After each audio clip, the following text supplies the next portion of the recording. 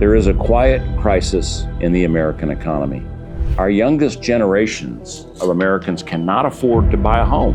They've been robbed of the American dream. They have no hope for a better future. They are the first Americans to live less well than their parents. Without home ownership, they have almost no hope of closing the wealth gap between them and the top 25% of wealthy Americans. Many of them are facing a life of want and even poverty. Now, how did this happen in the richest economy in the world? Welcome, Patriots, to this edition of Common Sense for America. I am your host and commentator, Bruce Rutherford, coming to you from the beautiful Westwood Golf Club in Houston, Texas. Today, we examine the home ownership crisis in America and what can be done to correct it. If you're listening to our podcast, make sure to leave us a review in the comment section. If you're watching on YouTube, like us, comment, and click that notification bell and subscribe to our channel.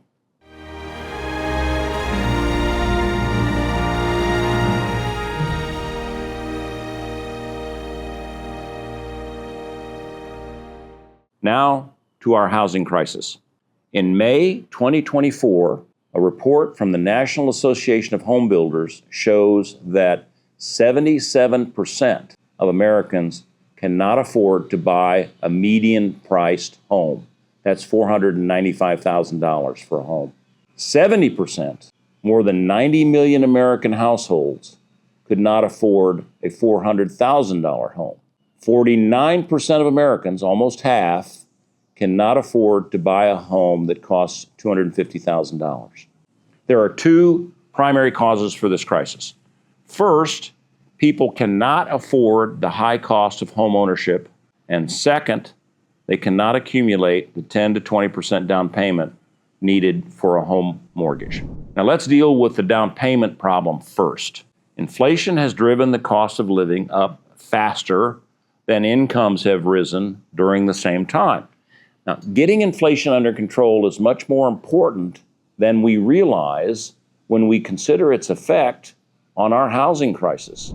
The Federal Reserve must do its job and get inflation below 2% per year so that rising incomes can allow people to save the money they need for a down payment on a home. But the Fed cannot do enough to solve the down payment problem.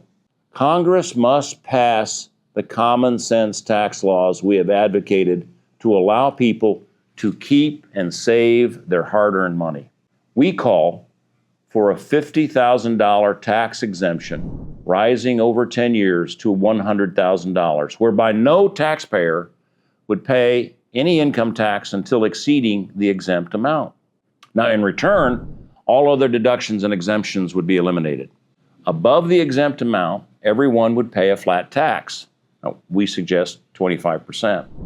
A married couple earning $50,000 each would pay no tax.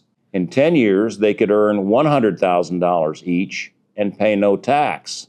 This part of our common sense taxation plan would allow people to accumulate cash for the down payment.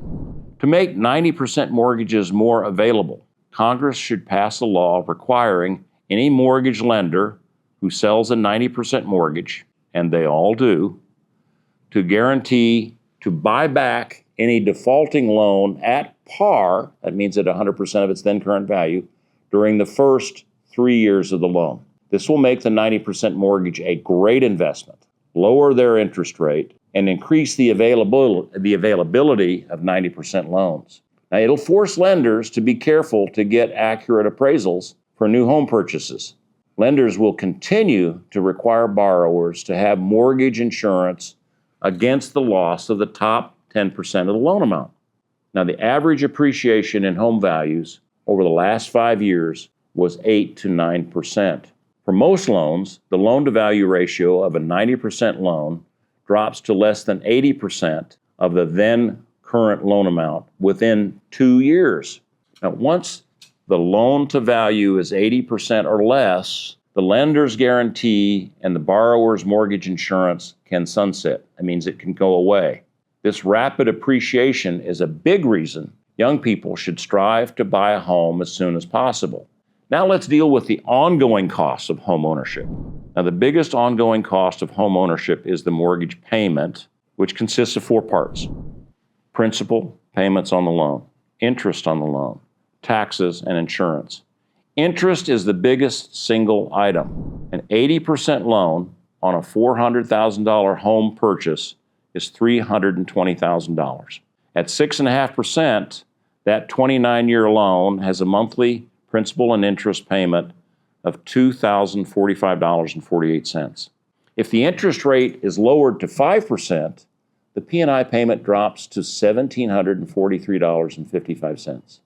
At 4%, the payment is $1,555.11. If these 3 loans ran to their full 29-year lives, the interest paid by the borrower would average from 55 to 98% of the $400,000 home purchase price. Now, most loans don't last more than 7 years because the owner sells and moves on, usually to a bigger home. But this analysis shows how much easier it is to qualify and afford a home mortgage at lower interest rates. Since 2024, mortgage originations in the United States have been between $1 and $1.25 trillion per year. That's trillion with a T. This year, the U.S. government interest expense will exceed $1 trillion for the first time. Clearly, government borrowings compete with private borrowing and mortgage originations. If the U.S. government were to somehow balance its budget and not borrow so much money, interest rates would fall dramatically, and that would make home ownership much more affordable. Now, we have advocated constitutional amendments to control government spending, including the line item veto for the President of the United States, no funding for projects benefiting less than 3 states, no new laws longer than 100 double-spaced pages plus exhibits to prevent hidden spending.